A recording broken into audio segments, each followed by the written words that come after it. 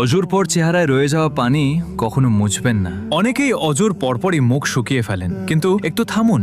অজু করার পর নিজের মুখ ও হাত কোনো রুমাল বা তোয়ালে দিয়ে পরিষ্কার করা অর্থাৎ মুছে ফেলা একবারে উচিত নয়। হাদিসে এসেছে অজুর পর আমাদের মুখ ও হাতে যে পানি অবশিষ্ট থেকে যায়, কিয়ামতের দিন সেই পানি আমাদের নেক আমলের পাল্লায় রাখা হবে। একটু ভেবে দেখুন, যে পানি আমরা মাত্র কয়েক সেকেন্ডের মধ্যেই মুছে শুকিয়ে ফেলি, হয়তো কিয়ামতের দিন সেই কয়েক ফোঁটা পানি আমাদের মাগফিরাতের মাধ্যম হয়ে যাবে।